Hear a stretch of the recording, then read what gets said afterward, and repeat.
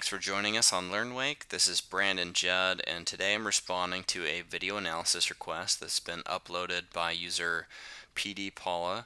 And this is on a Scarecrow from what looks like the writer's name is Connor.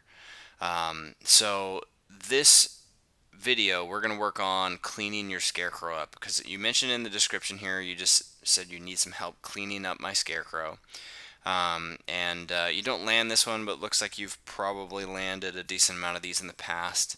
And everything looks really good. The only thing that I would start adjusting is a little bit of your takeoff and then some positioning at the landing, which is very subtle and not going to be really hard to change for you.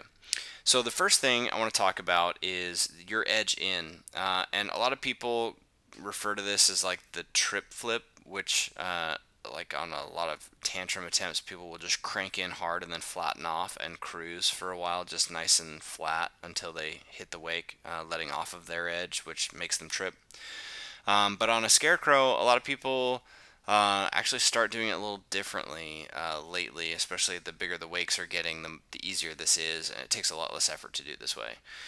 So I'd like to reverse your edge here a little bit, and it may take some getting used to, but once you get used to it, it will make them very consistent, and you'll be able to go to crow mode much easier. So edging in here, you can see there's a little bit of slack in the rope because you're edging back in so quickly and aggressively.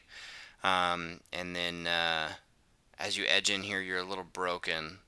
You're kind of crouched down as well in kind of a funky nose heavy position. So this right here, you can kind of eliminate that.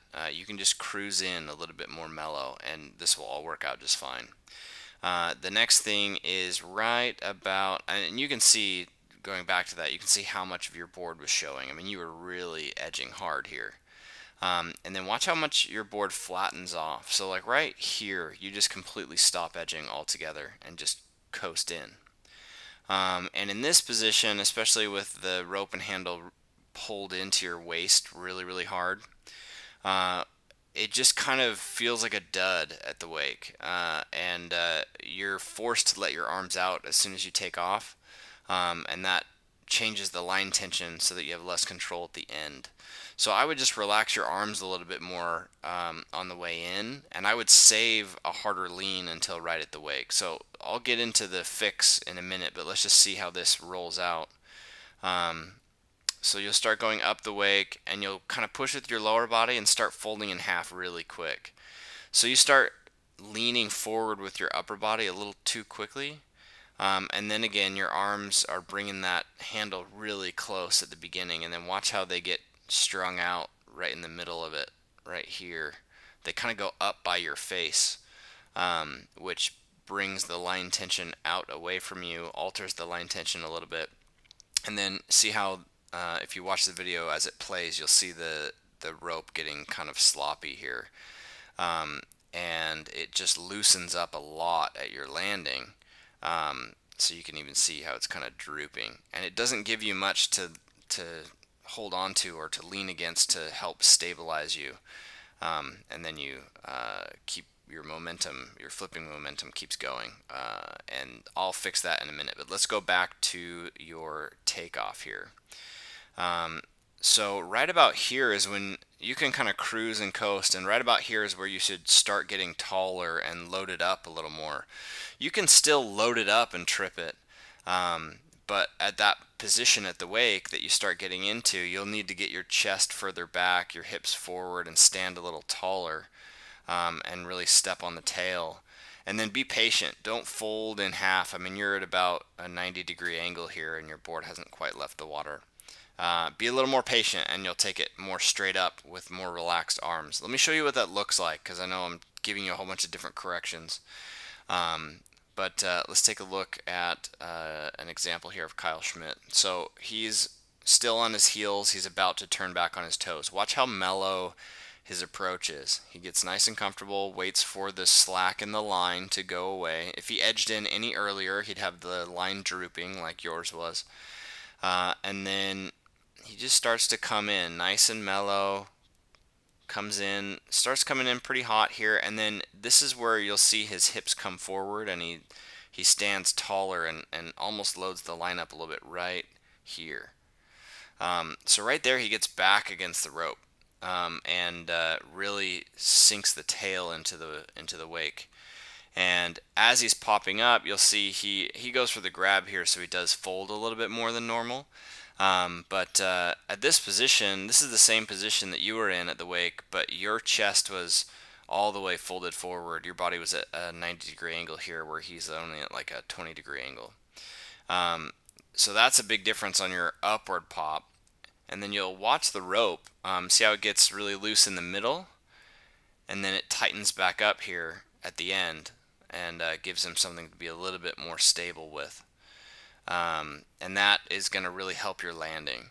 So I would just wait and swing in nice and mellow, and then use the line tension to help you. Like, the line tension can help you flip a lot on this one. So when you edge in, really stand against the rope as you're riding up the wake. So Kyle's really using the rope here, and then in the peak of his trick, the rope gets nice and loose, so it advanced him toward the boat here, and that was a quick motion, and then it will catch back up at the end, which makes it feel really nice and controlled.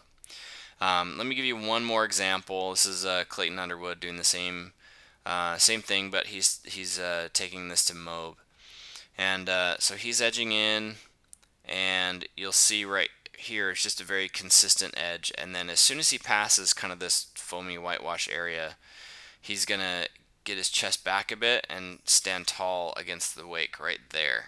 He really pushes down with his back leg, and you'll see he's still more upright than you were, still at about 20% or 20-degree angle instead of a 90-degree angle, and that allows him to go straight up.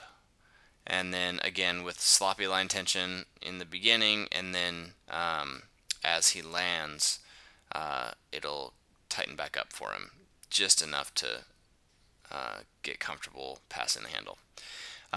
So that's about it there. So let's go back to yours really quick. Again, you'll see how folded forward you are. Once you fix that, if you're able to keep your chest back, stand tall at the wake, and use the line to help kind of flip you into the flip, that'll clean it up a lot. The second half of this is your landing position. So you're out of control a little bit, mostly just because of the lack of line tension. You have nothing to rely on at all when you land. But the other thing is you're not rotating enough, and this is going to affect how you land. When you're landing on your heels, you're kind of falling backward, and that backward momentum combined with your across the wake flipping momentum is just going to make you fall over your heels.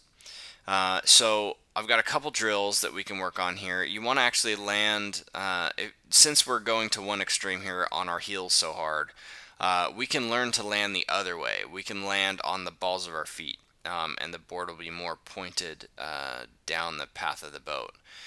Be careful of that, because if you point the board down the path of the boat, but your flipping momentum is still over flipped and kind of out of control, you'll still keep going, and you'll fall back like you did here. So you may need to find kind of a happy medium on as far as where you point your board, whether it's straight at shore, which is kind of what you did here, which won't work, or straight at the boat right away, which may have you falling over. It may not. If you land upright, you can land it just fine, or you may need to be somewhere in the middle. So let's take a look at Kyle's real quick and see a correct landing position for this one. So you'll see him come in for the landing, and right here his back foot is clearly behind his front foot. Otherwise you'd see more of that, and it wouldn't be so hidden by the spray. So his board is not really pointed at the boat, but it's not really pointed at shore either. It's kind of halfway between. But as he lands, he's landing a little bit against the rope, but also kind of flat-footed. Right there, you can see he kind of switches to the balls of his feet, and that puts the brakes on a little, so he can just kind of relax and coast.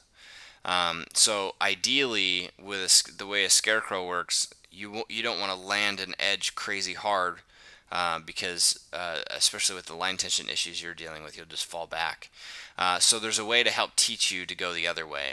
And this drill, what you do is you start on the inside of the wakes, and you edge on your toes, and you do a toe side inside out one wake jump, just an inside out toe side jump, and then land. So you'll do a 180 in the air and you'll land on your switch heel side edge. But as soon as you land, you want to carve back into the wakes. And this will teach you how to land flat on the balls of your feet in your switch stance position. It may be here also that you're uncomfortable landing on your switch heel side edge. So that's a thing you can practice too. You can do some heel side edging out away from the boat. So that's one drill, is to learn to edge heel side away from the wakes in your switch stance position, really fast and aggressive. Even do some ollies out there. And then the other one, which is the other extreme of that, is to do a toe side front side 180 inside out, and when you land, you'll land carving back into the wakes. And that's teaching you how to stop your momentum and bring yourself back toward the wake instead of uncontrollably falling away from the wakes here. So hopefully that makes sense, and is something that you feel comfortable working on. But those two things sort of compound right now to create this issue of just uncontrollable landings. So clean up your takeoff, practice a couple different landing positions, and you should be able to land more consistently with a little bit of line tension, kind of on the balls of your feet, nice and easy. So that'll do it for this analysis video, but if you have any other questions, you can always upload another video of you implementing some of the drills we talked about, or you even showing us a better version of your Scarecrow where you're a little closer, and we can help you get all the way there. Or you can upload a comment down here in the Facebook comments section below, and we can respond to that. So if you have any other questions, we look forward to hearing from you, and in the meantime, good luck.